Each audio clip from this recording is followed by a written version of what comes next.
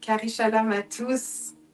Bienvenue pour ceux qui sont sur place. Kari Shalom, Pasteur Rosie, Diaconesse Anne-Marie, ancienne Diana, fils et filles de Dieu Gérard et Anna-Maria. Kari Shalom à tous. Également à ceux qui nous suivent en direct. Bienvenue à ce temps de partage, d'enseignement aussi. Nous sommes dans la joie de pouvoir communier ensemble, communier avec le Père, le Fils et le Saint-Esprit, mais également entre nous ce soir. Amen. Alors, avant de commencer, je nous invite juste à élever nos voix et à prier, à consacrer ce temps à Dieu, à notre Père. Amen.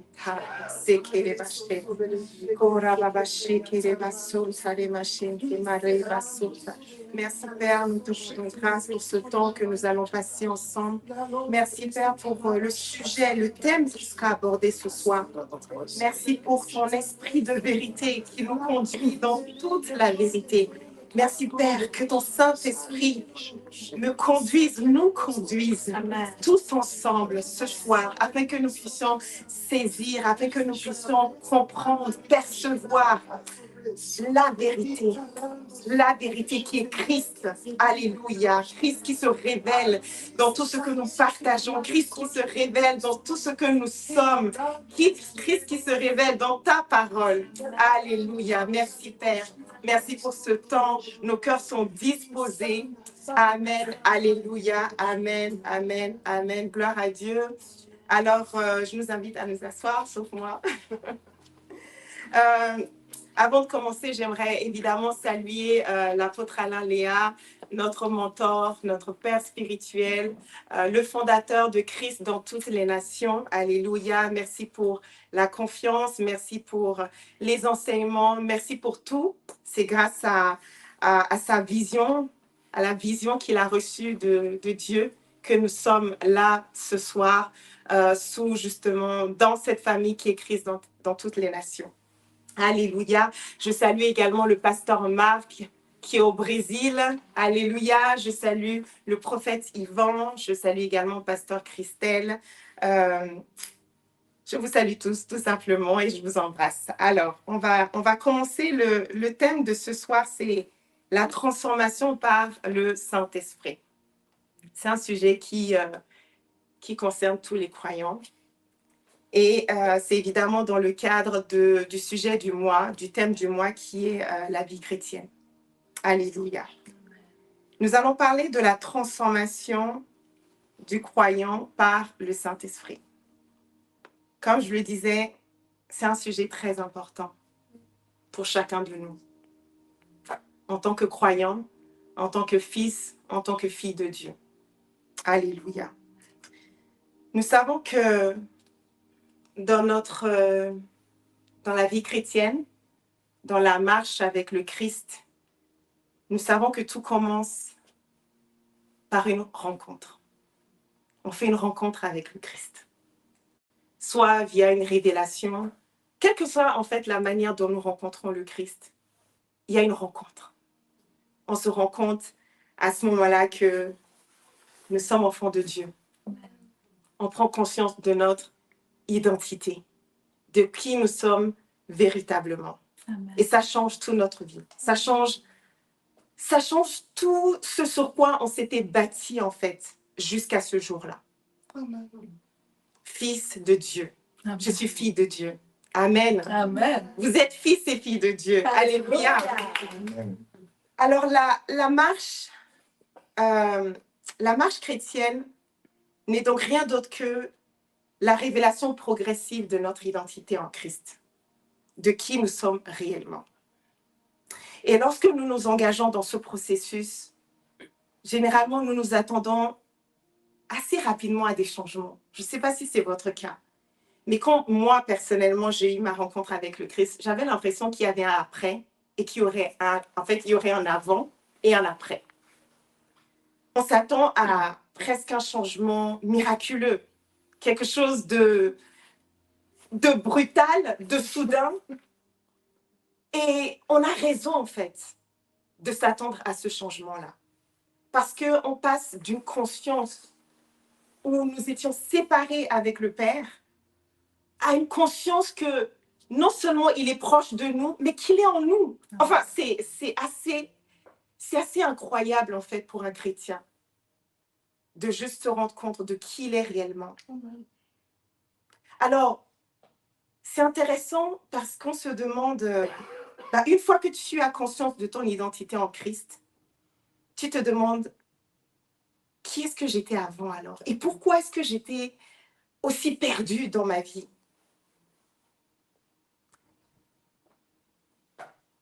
La question qui se pose, c'est vraiment de savoir à quel moment, en fait, nous devenons enfants de Dieu. Moi, je me suis posé cette question. Est-ce que c'est le moment où on a la révélation? Je ne crois pas. Je ne crois pas. Nous avons toujours été, depuis Christ, depuis ce qu'il a accompli il y a plus de 2000 ans à la croix, nous sommes enfants de Dieu. C'est ce qu'il a réalisé à la croix. Nous étions des pécheurs, nous étions un peu égarés, sans conscience en fait de son identité. Et lorsque le Christ est allé à la croix, il a accompli quelque chose de merveilleux.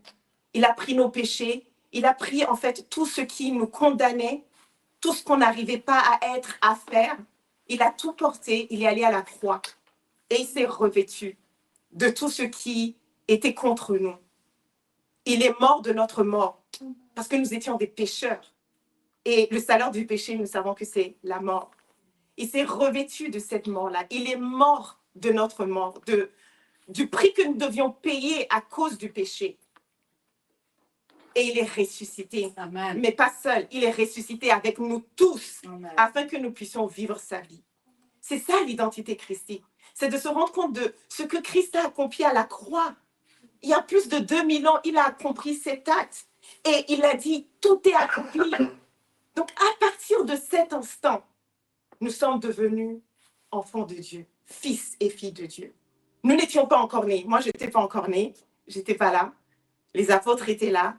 Mais nous n'étions pas là. C'est pour voir la grandeur de ce qu'il a accompli, en fait.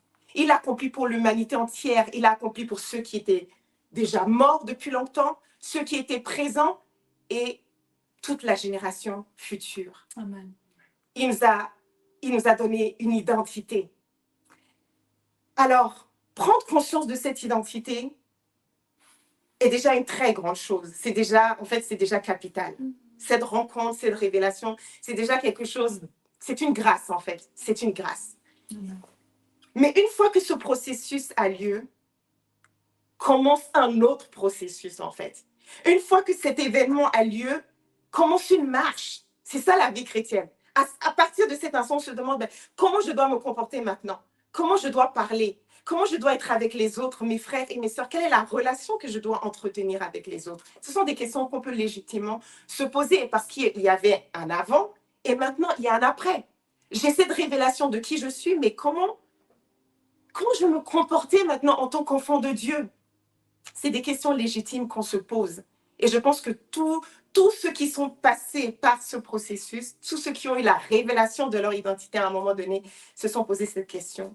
Et d'où l'importance du sujet qu'on aborde ce soir, qui est la transformation par le Saint-Esprit. Alors, il est écrit quelque chose d'intéressant alors c'est l'apôtre Paul, évidemment, dans Éphésiens 2:10, il écrit ceci.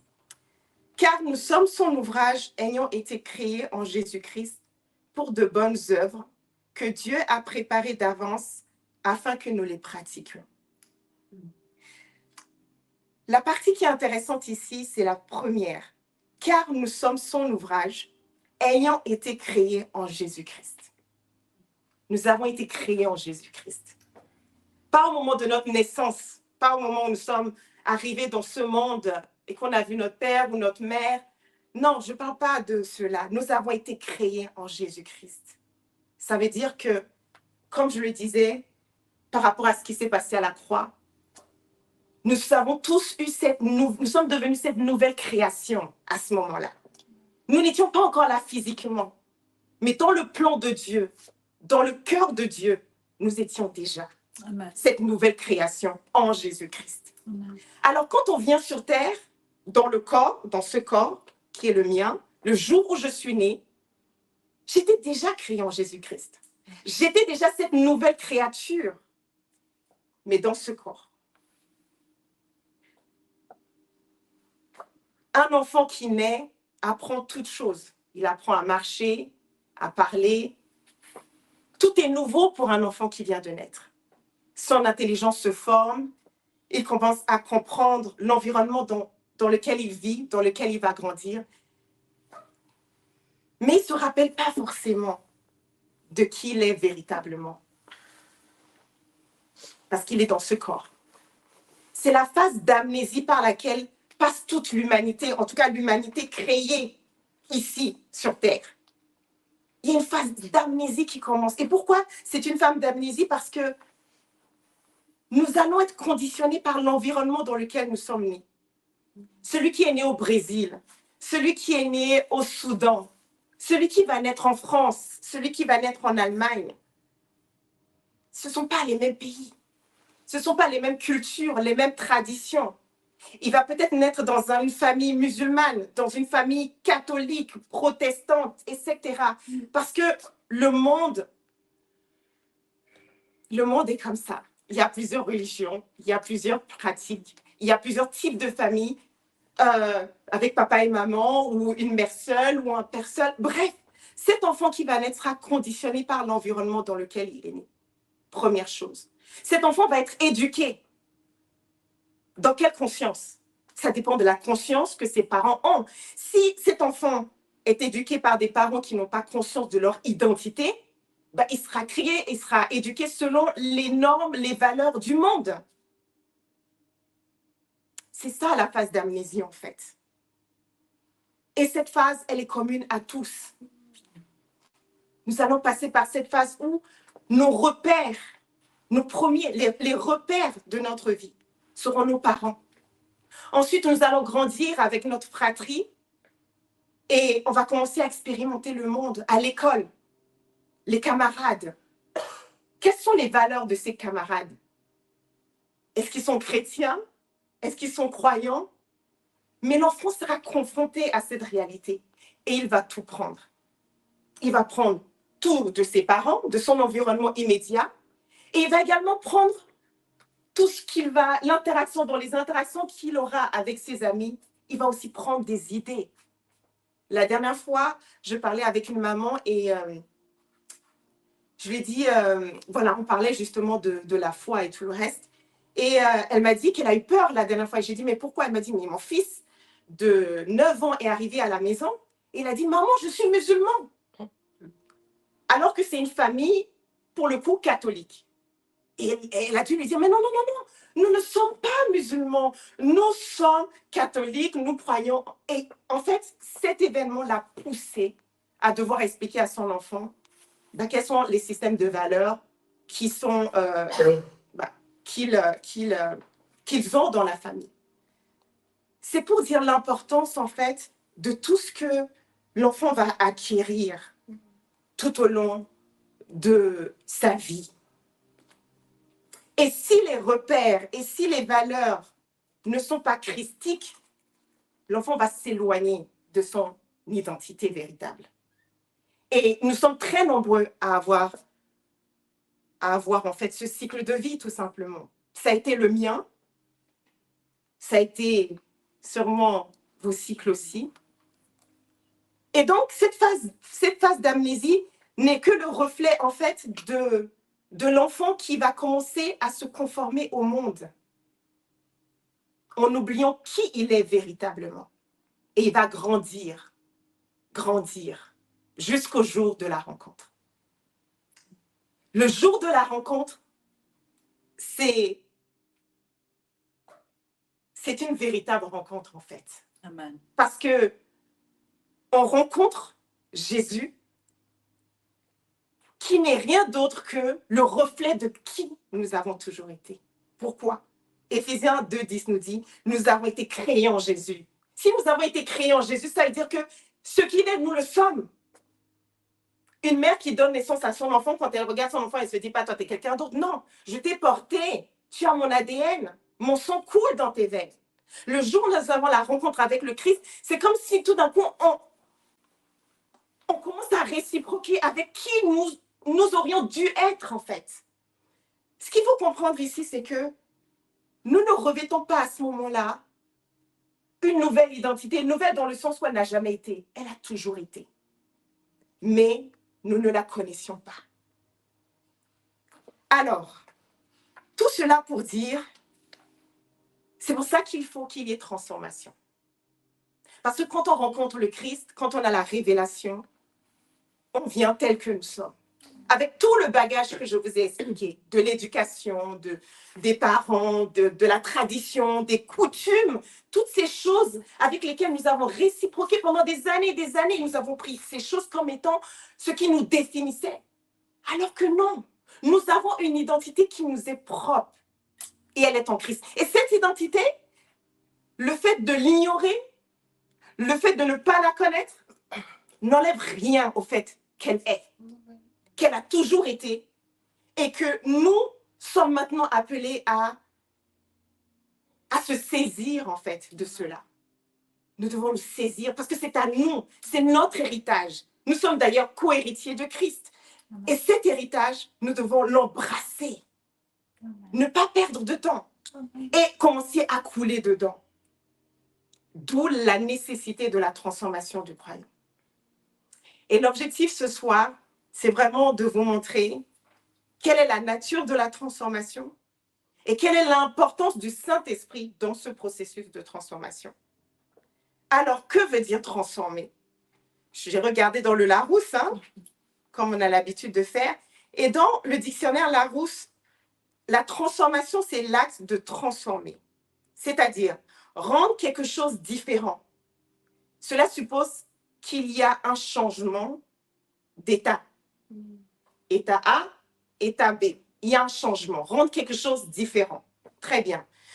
Le faire changer de forme, cela suppose qu'il y avait une forme A, et demain, il y aura une forme B. Amen. C'est modifier ses caractères généraux, ou encore modifier de façon spectaculaire l'état physique, moral, psychologique de quelqu'un. On voit déjà dans le dictionnaire de Larousse, là, que même si on n'est pas dans le contexte religieux, ou voilà, je pense que le mot porte bien ses caractéristiques. C'est une transformation, c'est un changement de forme.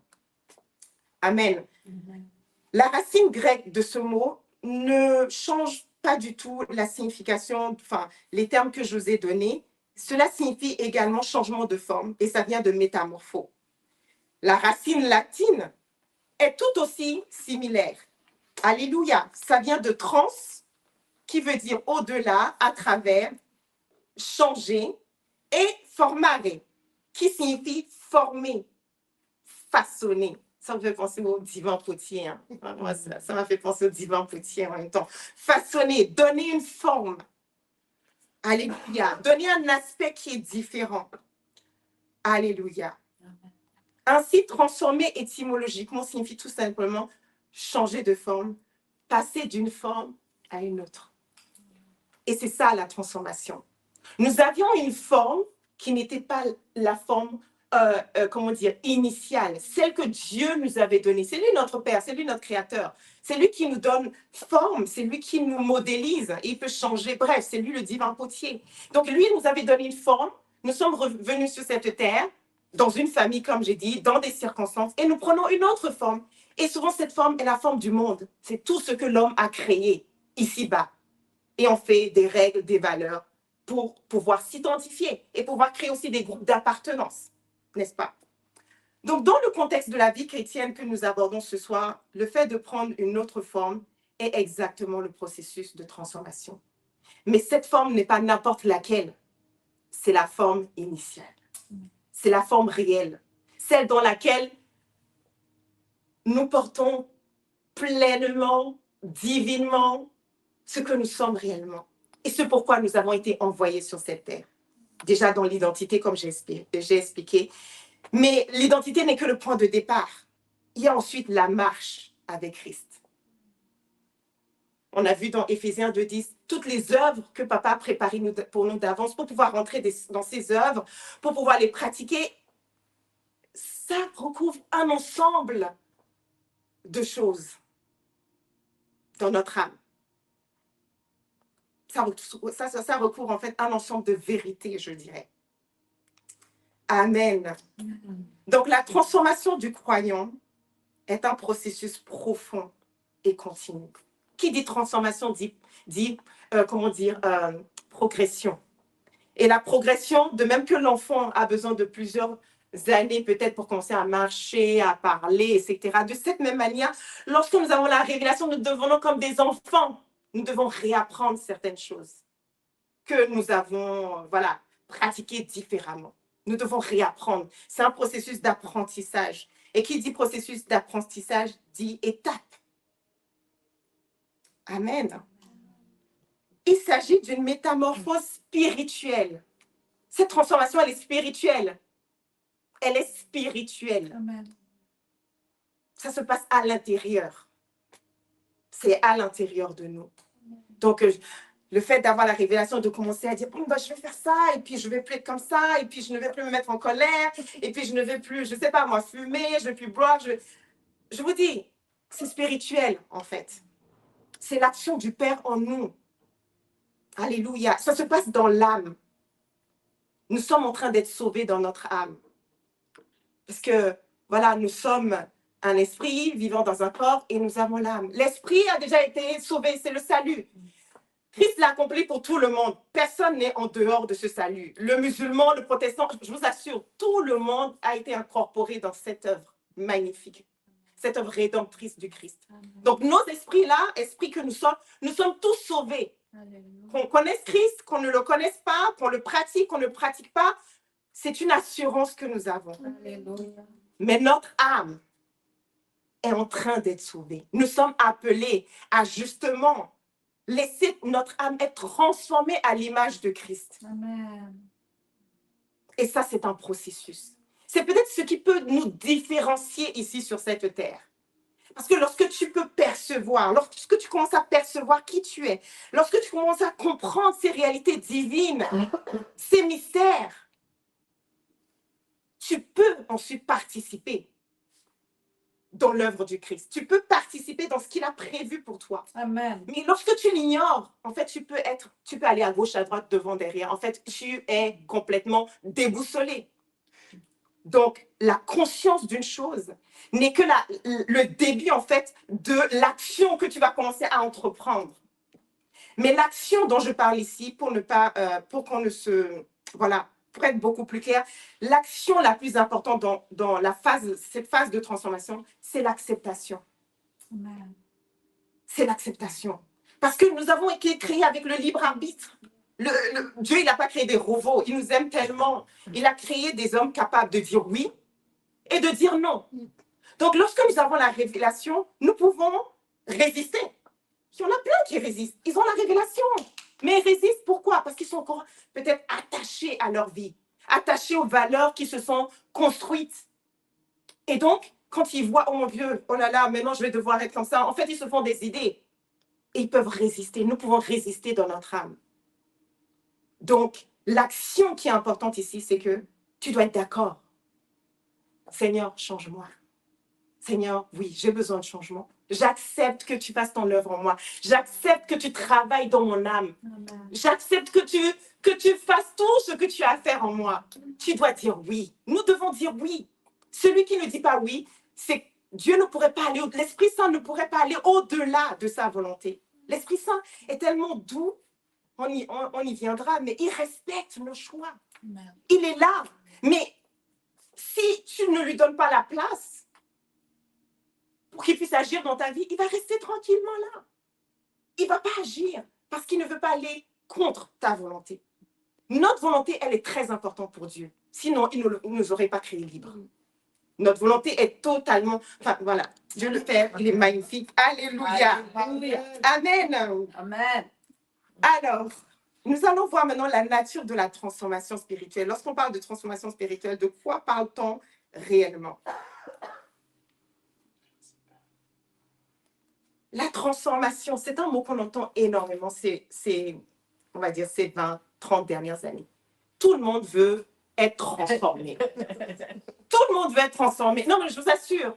Et c'est assez intéressant parce que le fait qu'on veuille être transformé veut dire qu'on a conscience qu'on n'est pas comme nous devrions être ou qu'on ne manifeste pas ce que nous devrions manifester. Sinon, pourquoi vouloir être transformé si tu es parfait? Bah, tu restes comme tu es. Mais aujourd'hui, on entend de plus en plus parler de transformation personnelle dans le monde contemporain. Et de nombreuses solutions sont offertes, les unes plus compétitives que d'autres. Tu veux être transformé? Très bien. Très, très bien. Il y a des solutions. Le monde nous offre des solutions de transformation. Il y en a pas mal. Je vais vous en citer quelques-unes. Les cours de développement personnel. On entend souvent parler de ça. Coaching, stratégie d'amélioration de la confiance en soi, de nos compétences en communication. Il faut que tu aies confiance en toi pour réussir dans le monde. Si tu n'as pas confiance en toi, on va te marcher dessus. Donc, les gens, ils se lèvent et disent « Ah, ok, je vais m'inscrire à tel cours. » On s'inscrit à plein de cours. Aujourd'hui, les coachs remplissent des salles de millions de personnes qui viennent écouter pour qu'on leur donne des solutions pour être transformés. Thérapie et conseils. On va chez les psychologues. Attention, je ne suis pas en train de dire que c'est mauvais. Hein. J'y viens. Je ne suis pas en train de dire que c'est mauvais. Je ne suis pas en train de dire que c'est mauvais. Thérapie et conseils. Gardez vos cœurs ouverts, s'il vous plaît. Thérapie et conseils. On va voir les psychologues, les thérapeutes, les conseillers pour traiter nos problématiques émotionnelles, relationnelles, personnelles. On attend de ces spécialistes qui nous aident à voir ce que nous n'arrivons pas à voir, à comprendre ce qui nous dérange, mais qu'on a du mal à, je sais pas, visualiser. Ou on attend de personnes qui sont externes à nous de comprendre ce qui se passe à l'intérieur de nous. Et ça peut marcher. Hein. On parle de plus en plus aussi de retraite spirituelle. J'ai suivi un reportage la dernière fois qui m'a donné vraiment la chair de poule. On parcourt des milliers de kilomètres à la recherche du soi. Qui suis-je? On va s'asseoir quelque part au milieu d'une brousse pour commencer à faire de la méditation spirituelle pour pouvoir nous connecter avec notre source dans la brousse. On parle de la pratique de pleine conscience. Comme si Dieu ne nous avait pas créés avec une conscience. Les potentiels que nous avons le cerveau que nous avons. Enfin bref, nous sommes vraiment une œuvre magnifique, une œuvre d'art, comme l'ancienne Diana nous l'avait dit. Vraiment, nous sommes exceptionnels. Pourquoi? Parce que notre papa est exceptionnel. Amen. Mais nous laissons tout ce qui est à l'intérieur de nous pour aller voir des gens qui sont à l'extérieur de nous, qui ne nous connaissent pas, parce qu'on espère que ces personnes nous donnent des réponses que nous n'avons pas. Toutes ces techniques peuvent entraîner une transformation. Je vous assure, il y en a qui vont voir les psychologues qui vont bien après. Mais je vais vous donner un exemple pour visualiser ces techniques, ce que ça fait. C'est une dépendance. C'est comme un malade dans l'âme, dépression, toutes ces maladies qu'on peut avoir, qui doit prendre des médicaments à vie pour pouvoir réguler ses humeurs. À vie. Ça veut dire que le jour où ce malade dit, bon, j'en ai marre, je ne prends plus mes médicaments, les sauts d'humeur recommencent. Donc ça veut dire que ce sont des solutions temporaires. En fait, ce sont des solutions qui agissent comme le dafalgran qu'on prend quand on a mal à la tête. Le mal est là, il y a quelque chose qui ne va pas, mais le dafalgran va venir enlever la douleur pour que tu supportes ce qui est là. Ces techniques du monde, c'est la même chose. Ça va venir nous donner une forme de satisfaction, mais qui est de courte durée. Et si nous voulons que cette satisfaction se prolonge, nous avons intérêt à le faire tout le temps. Les thérapies, là, continuent à le faire autant que possible. Parce que le jour où tu arrêtes, que tu regardes dans le miroir, ouais, le miroir va vraiment te projeter tout ce qui ne va pas chez toi. Alors, on comprend ainsi que lorsqu'on parle de transformation par l'Esprit Saint, c'est quelque chose de bien différent. Amen. C'est quelque chose de bien différent dont nous avons tous besoin. Je dis tous, sans exception. Pourquoi? Parce que la transformation que l'Esprit Saint va opérer va nous donner la forme initiale. Restaurer ce qui a été torturé. Restaurer ce qui a été peut-être combattu. Restaurer qui nous étions, qui nous avons toujours été dans le cœur du Père. Nous allons être capables de pouvoir, comment dire, être qui nous sommes réellement en fait. Amen. Parfois, on sent en soi, je ne sais pas si ça vous arrive parfois, j'ai totalement conscience de qui je suis à l'intérieur de moi. Même si je ne le reflète pas encore. Je le sais en fait. Parce que l'esprit de vérité habite en nous. Amen. Donc l'esprit peut t'attester, voilà qui tu es. Même si tu ne l'expérimentes pas encore. Parce que c'est l'esprit de vérité. Et l'esprit de vérité vient de qui? Du Père. Le Père qui t'a créé, qui t'a façonné. Lui seul sait qui nous sommes. Lui seul sait. Donc, les solutions qu'on va chercher à l'extérieur pour définir qui nous sommes, useless. Ça peut marcher, mais ce n'est pas la solution. Ce n'est pas la véritable solution.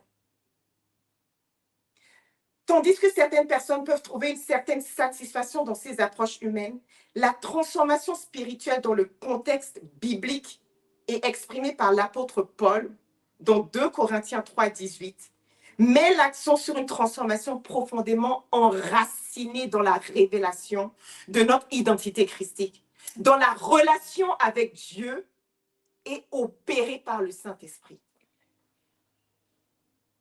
Et ce verset nous dit justement, nous tous qui le visage découvert, contemplons comme dans un miroir la gloire du Seigneur. Nous sommes transformés en la même image. Amen. De gloire en gloire, Alléluia. comme par le Seigneur, l'Esprit. Karabasheke. C'est-à-dire que nous allons pouvoir réciproquer avec le Christ. Car c'est en lui que nous avons été créés. C'est en lui que nous avons été fondés. J'ai dit, quand tu donnes naissance à ton enfant, il a ton ADN, ton sang coule dans ses veines. C'est notre appartenance. Notre appartenance est dans le Christ. Donc, si nous voulons être transformés et que nous commençons à réciproquer avec le monde, alors que celui qui nous a donné vie, c'est Christ, c'est en lui que nous nous saisissons de qui nous sommes. C'est en lui que nous pouvons être transformés. En quoi? En la même image que lui. Parce qu'il est ressuscité avec nous afin que nous puissions vivre sa vie. Alléluia. Donc, la source, elle se trouve là. Merci, Père. Merci pour ton info. Alors, si jusque-là, nous avons réciproqué avec les valeurs et les normes de ce monde, alors la parole inspirée de Dieu nous invite maintenant à contempler son Fils, le Christ, afin d'être transformés dans la même image que lui. Il faut donc rentrer maintenant dans un processus de transformation, de renouvellement de notre intelligence, de guérison des blessures profondes, émotionnelles, relationnelles. Alléluia. Amen. Et surtout, dans ce processus, qu'est-ce qu'on va faire? Connaître la volonté de Dieu pour nous. Celui qui était blessé, tout d'un coup, il se rend compte que, il y a la blessure. Mais devant cette blessure, il y a l'amour du Père qui t'aime, qui dit, tu es mon enfant, regarde, j'ai envoyé le mien sur la croix pour qu'il meure pour toi. Est-ce qu'il y a, je veux dire, en matière de... Si tu veux savoir que quelqu'un t'aime véritablement, il a envoyé son Fils unique à la croix par amour pour nous, parce qu'il savait, il sait qui nous sommes, il connaît nos limites dans le Fils.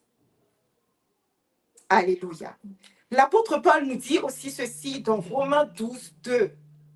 Il nous invite à ne pas nous conformer au siècle présent, mais de nous laisser transformer par le renouvellement de l'intelligence afin que nous puissions discerner quelle est la volonté de Dieu, ce qui est bon, agréable et parfait. La volonté de Dieu, c'est ça en fait. Cette transformation, c'est justement pour pouvoir totalement saisir, totalement participer à ce que Dieu a fait pour chacun d'entre nous. de rentrer dans son plan unique, parfait, excellent, en toutes choses. C'est ce à quoi nous sommes tous invités. Amen. Alléluia. Et cela passe par le renouvellement de notre intelligence. L'intelligence est où? Dans l'âme. Dans l'âme, nous avons l'intelligence, nous avons les émotions, la volonté. C'est ce qui a besoin d'être transformé. Ce sont ces trois niveaux-là de notre âme qui ont besoin d'être régénérés par la parole de vérité. Alléluia. Afin que nous puissions être qui nous sommes véritablement et arrêter d'être qui n'est pas la vérité. Rappelez-vous, nous sommes de ce... Nous ne sommes pas d'ici, nous sommes là. Alléluia. Alléluia, comme des fils révélés. Amen. Mais les valeurs, les principes que nous suivons sont divines. Amen. Amen.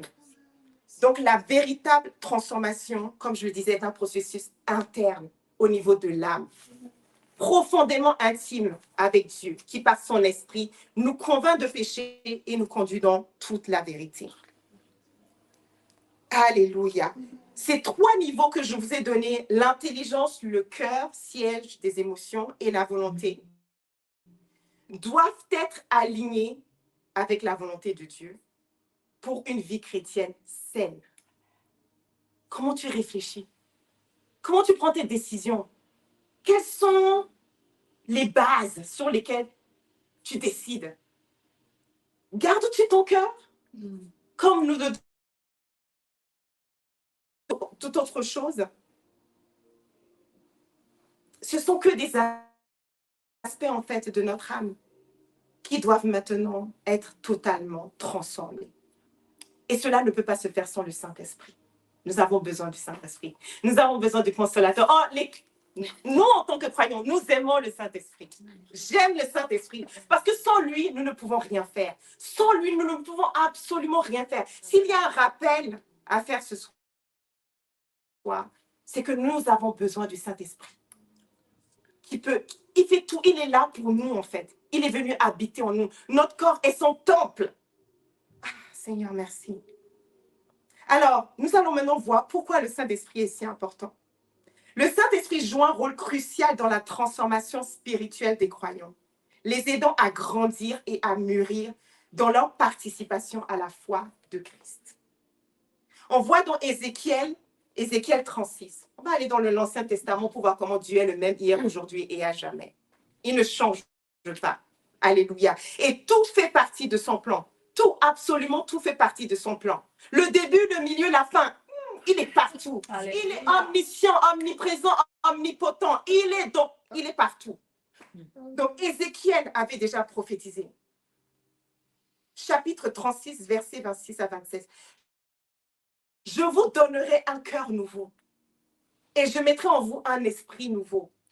J'ôterai de votre corps le cœur de pierre et je vous donnerai un cœur de chair. Je mettrai mon esprit en vous et je ferai en sorte que vous suiviez mes ordonnances et que vous observiez et pratiquiez mes lois. C'est dans l'Ancien Testament, mais ce passage prophétise déjà l'œuvre transformatrice, opérée par le Saint-Esprit dans la vie du croyant. Amen. Il a été envoyé pour ça. Ne négligeons plus le Saint-Esprit. Il a été envoyé pour ça.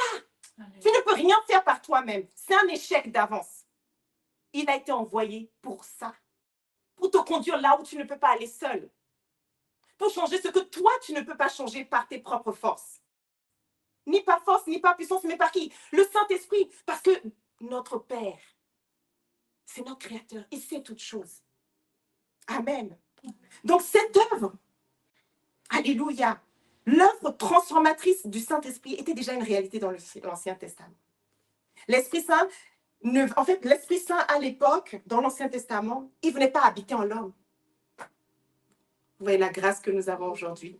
Il ne pouvait pas habiter en l'homme parce que Christ n'avait pas encore accompli l'œuvre à la croix. Donc l'Esprit Saint ne pouvait pas venir vivre, habiter en l'homme. Il fallait que Christ accomplisse l'œuvre d'abord. Alors l'Esprit pouvait venir sur eux pour accomplir des tâches, des activités ou tout par exemple qui montre l'œuvre transformatrice du Saint-Esprit. Le Père est exalté, veut dire son nom. Vous voulez dire son nom. Qu'est-ce qu'Abraham a vécu?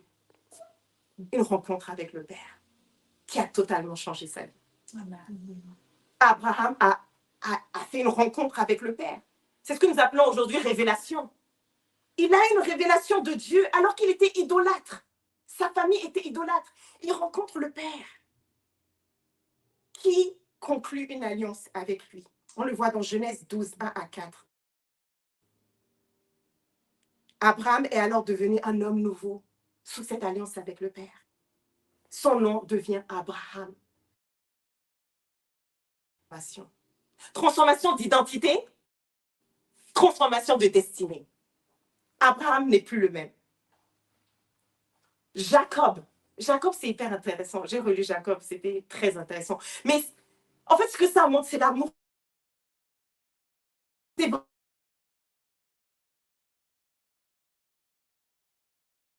vraiment l'amour du Père. Péniel. Quand Jacob rencontre Dieu, donc à la révélation de Dieu à Bethel, il n'était pas encore transformé. Il était porté sur les choses matérielles. Et on le voit très bien, puisqu'il demande quelque chose à Dieu. À un moment donné, il dit, voilà, c'est dans Genèse 28. Si Dieu est avec moi et me garde pendant ce voyage que je fais, s'il me donne du pain à manger et des habits pour me vêtir, et si je retourne en paix à la maison de mon Père, alors l'Éternel sera mon Dieu. Vous voyez un peu s'il me donne du pain, s'il me donne des vêtements. Donc Jacob était encore porté sur les choses matérielles du monde. Mais quand Jacob rencontre Dieu à Péniel, c'est autre chose. Il est transformé.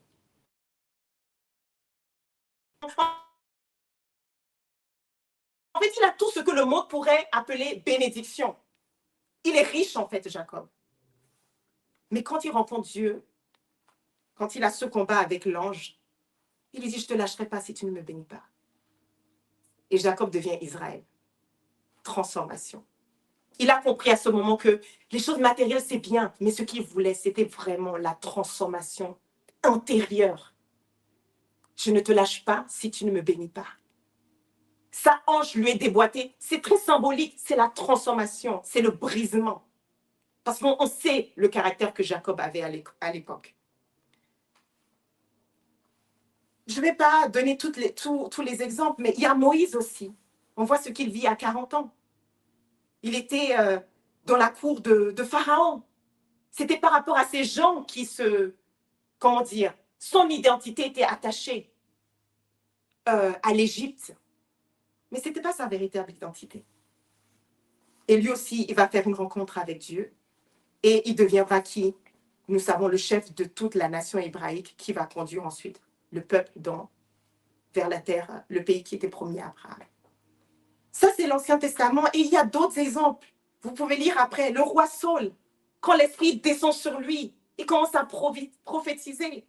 Le roi David, plein d'exemples qui montrent tout simplement l'action. Maintenant, je vous emmène dans le Nouveau Testament.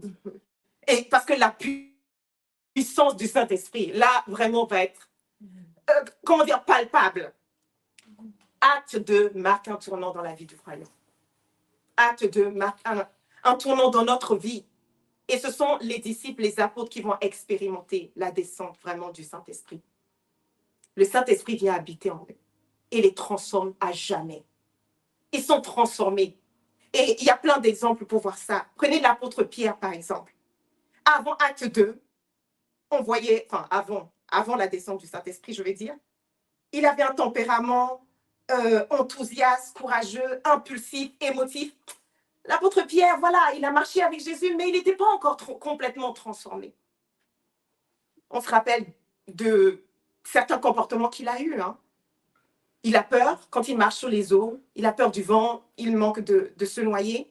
Il coupe l'oreille de l'officier pendant l'arrestation de Jésus. Et surtout, il renie Jésus 3 fois. Ce même Pierre, après avoir expérimenté le Saint-Esprit, est rempli de courage. il descend de la chambre haute. Il parle avec fougue, avec conviction. Amen. 3000 hommes se sont convertis ce jour-là. L'action du Saint-Esprit a transformé un homme. Transformé même sa compréhension de l'évangile, enfin, sa compréhension en fait de la parole inspirée de Dieu. Il devient courageux, audacieux. Il a la compréhension spirituelle. Alléluia. Il fait des guérisons, des miracles. Il va guérir le boiteux avec Jean.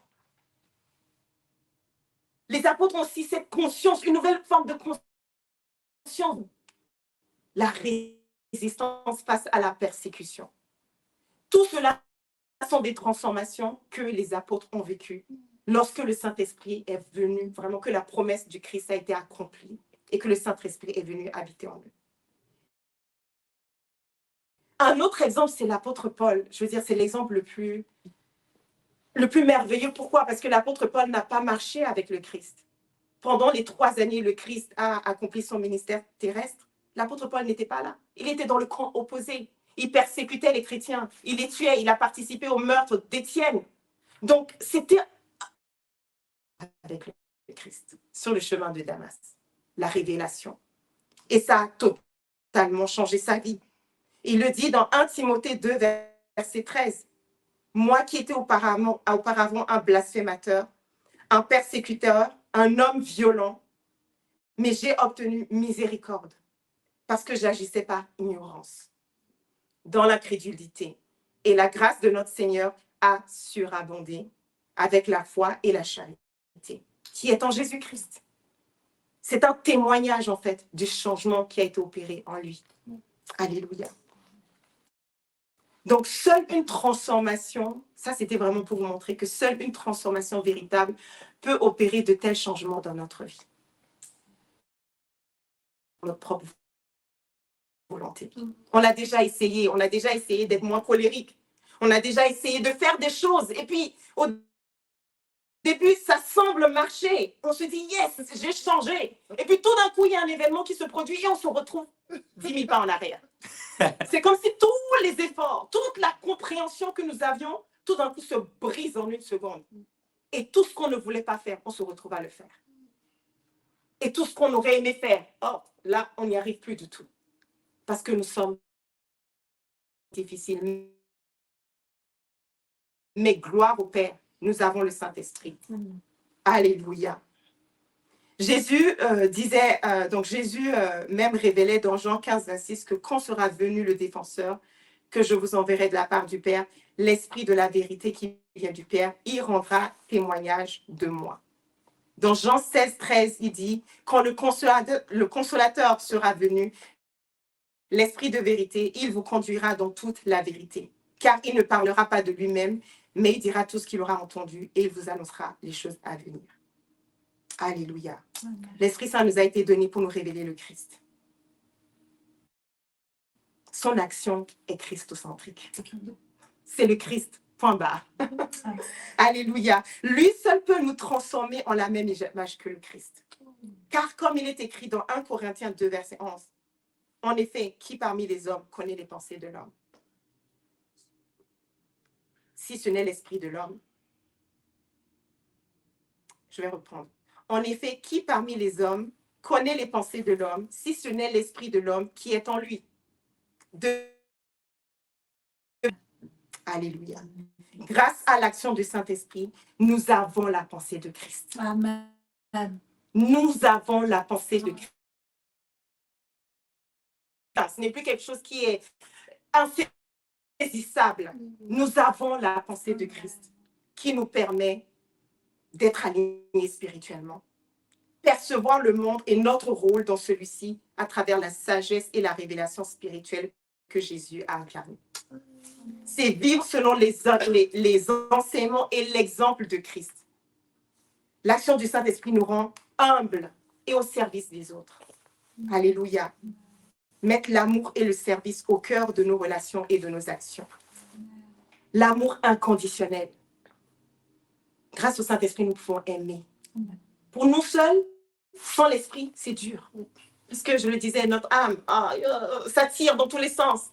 Nous sommes susceptibles, sensibles. C'est difficile et Dieu le sait. C'est pour ça qu'il nous a envoyé le Saint-Esprit. Un amour profond et inconditionnel envers tous. Rappelez-vous, Jésus disait, ce que vous faites au plus petit des miens, c'est à moi que vous l'avez fait. L'autre, c'est moi. Parce que le Christ est en lui aussi. Il nous demande même d'aimer nos ennemis. Ça c'est pas évident. Mais gloire au Père, on a le Saint-Esprit. Donc cela implique de pratiquer la compassion, le pardon et la miséricorde. Le Saint-Esprit nous aide à obéir et être soumis à Dieu. C'est-à-dire être prêt à soumettre notre volonté à celle de Dieu. Qu'est-ce qu'il veut réellement pour nous? Nous avons les désirs de la chair. On dit que les désirs de la chair sont contraires aux désirs de l'esprit. Donc sans l'esprit, nous avons, on va dire, 200% de chance d'être dans la chair. Nous avons besoin de l'esprit. Dans ses plans et intentions à notre égard. La sagesse divine également. Par opposition à la sagesse du monde, c'est de faire confiance à la vérité et à la direction que Dieu donne par l'intermédiaire des Écritures et du Saint-Esprit. La transformation, tout cela fait partie de la transformation, hein, mais il y a aussi la transformation intérieure, c'est-à-dire ce que, comment dire, les opérations divines qui dans nos valeurs, afin qu'elles soient toutes alignées avec le Christ. Amen, alléluia. Je vais conclure. La transformation par l'esprit consiste donc à laisser l'esprit de Christ influencer et guider notre façon de penser et d'agir, transformant ainsi notre vie selon le modèle et les enseignements de Jésus-Christ. C'est un cheminement spirituel, nous l'avons vu. Ça ne vient pas du monde. C'est spirituel, mu par la guidance de l'esprit dans la lecture et la compréhension des Écritures et la prière. Alors, ça, c'était la première partie de... C'est la première partie de ce partage sur la transformation par l'esprit. Dans la deuxième partie, nous allons voir des exemples concrets, nos challenges en fait. Et en fait, nous allons voir le processus de la transformation, les différentes étapes, les outils et moyens que nous avons. Nous avons l'Esprit Saint, effectivement, mais nous avons la parole, nous avons la prière. Il y a d'autres outils qui sont là, qui nous permettent d'être transformés. Alléluia. Nous allons voir également la manifestation de la transformation et les impacts individuels et collectifs. Amen. Alléluia. Je vous prie de vous lever. On va rendre grâce au Père pour ce temps que nous avons partagé ensemble. Alléluia. Merci, Père. Merci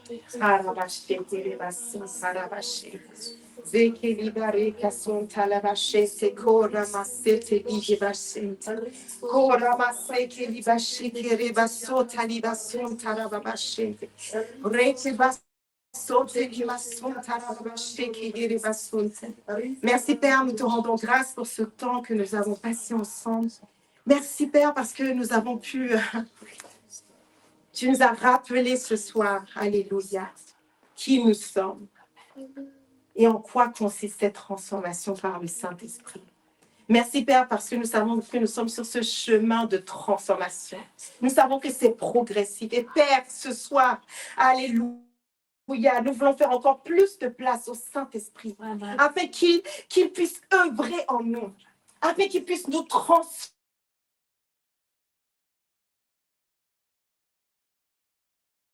Saint-Esprit que tu nous as donné, merci parce que notre corps, il est en nous pour opérer toutes les opérations.